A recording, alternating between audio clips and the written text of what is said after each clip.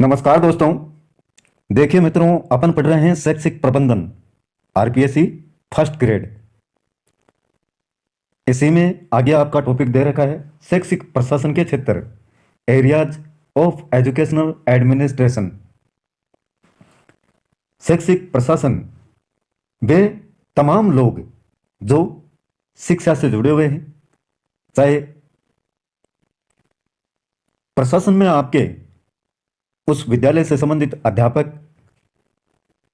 उच्चतम अधिकारी, प्रधानाचार्य, ये सारे शामिल होते हैं और ये अनेक क्षेत्रों में जो शिक्षा से जुड़े हुए हैं उनमें कार्य करते हैं। जैसे अनुशासन व्यवस्था, विद्यालय की व्यवस्था को सही प्रकार से लागू करना, निर्देशन का कार्य, कार्यान्वयन, छात्र वर्ग का हित और उनके बारे में चिंतन, शिक्षण प्रक्रियाओं का संगठन, शैक्षिक समस्याओं का निदान, ये सारे कार्य किसके हैं? शैक्षिक प्रशासन के। मानवीय संबंधों की स्थापना करना, सहायक सामग्री की व्यवस्था करना, शिक्षणेतर कर्मचारियों की सुव्यवस्था, शिक्षणेतर शिक्षण से या शिक्षा से जुड़े हुए जितने भी कर्मचारी हैं उनकी व्यवस्था करना अच्छे से, भौतिक तत्वों व संसाधनों का संगठन, शिक्षक वर्ग की नियुक्ति तथा सेवा की सुरक्षा और शिक्षण को प्रभावशाली बनाने के लिए नवीन और उपयोगी शिक्षण विधियों का चयन करना। तो ये सारे के सारे किसके क्षेत्र हैं? शैक्षिक प्रशासन से जुड़े हुए।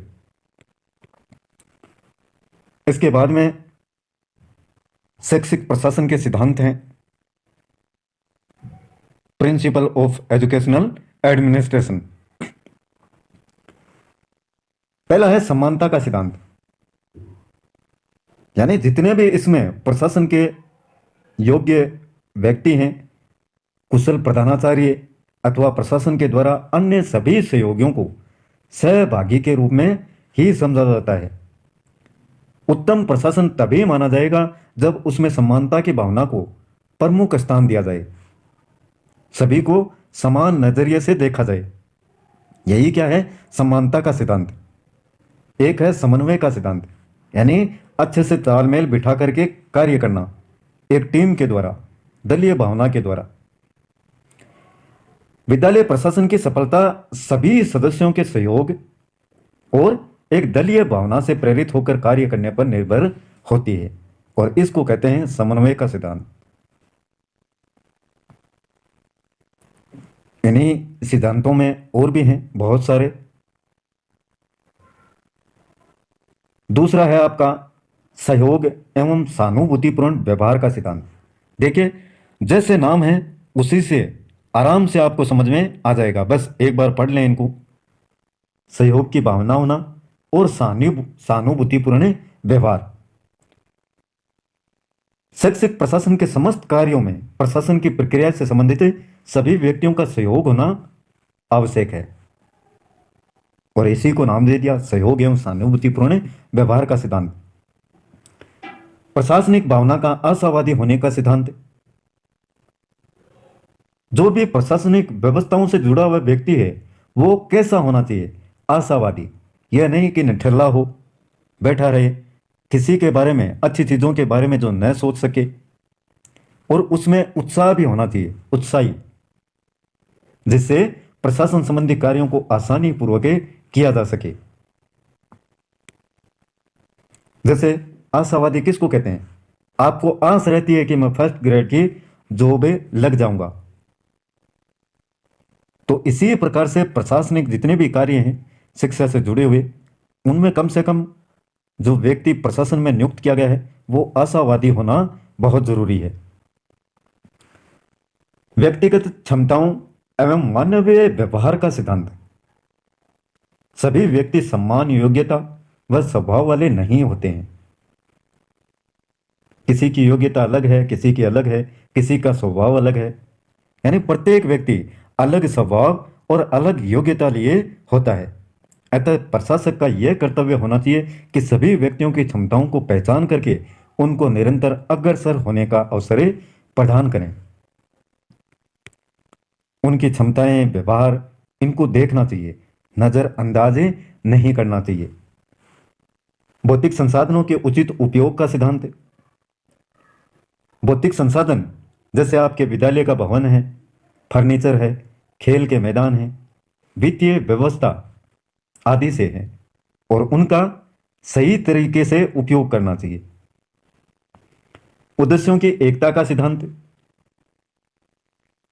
विद्यालय के सभी कार्यकर्ताओं एवं संबंध व्यक्तियों को उसके प्रबंध के उद्देश्यों का स्पष्ट होना आवश्यक है। जो व्यवस्था कार्यकर्ताओं के द्वारा या उन व्यक्तियों के द्वारा, प्रशासकों के द्वारा किए जाते हैं, जो व्यवस्था की जाती है, उसके उद्देश्य तो कम से कम उनको पता होने चाहिए, और उनमें एकता भी होनी चाहिए। यह नहीं कि कोई कहता है ऐसे होना चाहिए, कोई कहता है ऐसे होना चाहिए, नहीं, उन उद्देश्यों की एकता का सिद्धांत, उनमें एकता होनी चाहिए सभी कार्यकर्ताओं में। शिक्षकों का व्यावसायिक विकास का सिद्धांत। शिक्षकों को अद्यतन रखने तथा उनको नवीन शिक्षण विधियों तथा विषय वस्तुओं से अवगत कराना अनिवार्य है। नई नई शिक्षण विधियां किस प्रकार से बच्चों के हित में काम आ सकें, विषय वस्तुएं क्या हैं, कुछ अपडेट हुआ है क्या उनमें, वो सारी की सारी जानकारी शिक्षकों को होनी चाहिए। छात्रों एवं शिक्षकों के व्यक्तित्व का आदर करने का सिद्धांत। छात्रों और शिक्षकों के व्यक्तित्व, पर्सनैलिटी का आदर करने का सिद्धांत। प्रत्येक व्यक्ति को अपने व्यक्तित्व के अधिकतम विकास का अधिकार है और उसे इस विकास का उचित अवसर मिलना ही चाहिए। अपनी पर्सनैलिटी का अधिकतम विकास किस प्रकार से कर सकता है, ये सभी व्यक्तियों को अधिकार है,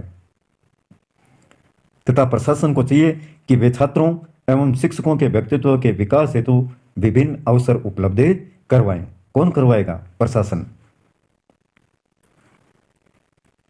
उत्तरदायित्व में सहभागिता का सिद्धांत। एक अच्छे प्रशासन के अंतर्गत संपूर्ण सत्ता को एक हाथ में ना रखकर प्रक्रिया से जुड़े व्यक्तियों की अधिक भागीदारी सुनिश्चित की जानी चाहिए। ऐसा नहीं कि एक ही व्यक्ति अपनी मनमानी करे। उत्तरदायित्व है, उसमें सभी की भागीदारी होनी चाहिए। प्रशासन केवल साधन का सिद्धांत। शिक्षा के जितने भी उद्देश्य हैं, उनकी प्राप्ति में विद्यालय प्रशासन केवल साधन मात्र है, जिसकी सहायता से शिक्षा के उद्देश्यों की प्राप्ति सफलतापूर्वक हो सकती है। इसलिए प्रशासन केवल साधन का सिद्धांत। मूल्यांकन के प्रावधान का सिद्धांत। इसके तहत कार्यक्रम के दोष, कमियां को प्रशासन में आवश्यक परिवर्तन करके दूर किया जा सकता है। स्वतंत्रता का सिद्धांत। स्वतंत्रता, समानता, बंधुत्व तथा न्याय प्रजातंत्र के मूल तंत्र हैं। जिस प्रशासन में व्यक्तियों को बोलने की स्वतंत्रता प्राप्त होती है, वह प्रशासन कभी भी कमजोर नहीं होता। तो बोलने के व्यक्तियों को कम से कम आजादी दी जाए। नेतृत्व का सिद्धांत।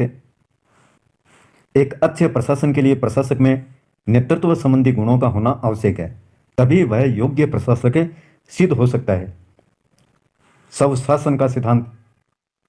स्वशासन से छात्रों में उत्तरदायित्व की भावना का विकास होता है तथा उनमें नेतृत्व शक्ति विकसित होती है। तो ये इसी प्रकार का आपका मैटर है। इसके बाद में है न्याय का सिद्धांत। प्रजातांत्रिक व्यवस्था में न्याय की प्रमुख प्रधानता है। यदि न्याय की भावना ठीक ढंग से पालन किया जाए तो अनेक समस्याओं का स्वतः ही समाधान हो जाता है। न्याय की जो भावना है, उसका ठीक ढंग से पालन किया जाए तो जो समस्याएं सामने आती हैं वो स्वतः ही सही हो जाती हैं। शैक्षिक प्रशासन के प्रकार हैं। सामान्यतः शैक्षिक प्रशासन 3 प्रकार का होता है, जिसमें पहला है सर्वाधिकार युक्त शैक्षिक प्रशासन, जिसमें सर्वाधिक अधिकार प्राप्त हों। सर्वाधिकार युक्त शैक्षिक प्रशासन में राज्य या देश को सर्वाधिक अधिकार प्राप्त होते हैं। राज्य देश हित में जो भी कार्य करता है या शैक्षिक नियमों पाठ्यक्रमों को निर्धारित करता है उसमें पूर्ण रूप से देश को सर्वोच्च स्थान प्रदान करता है। तो ये पहला प्रकार है शैक्षिक प्रशासन का। दूसरा है एकाधिकारवादी शैक्षिक प्रशासन। एकाधिकारवादी शैक्षिक प्रशासन में शासन सत्ता को सर्वोच्च स्थान प्राप्त है। व्यक्ति, नागरिक या बालक को गौण या द्वितीयक स्थान दिया जाता है।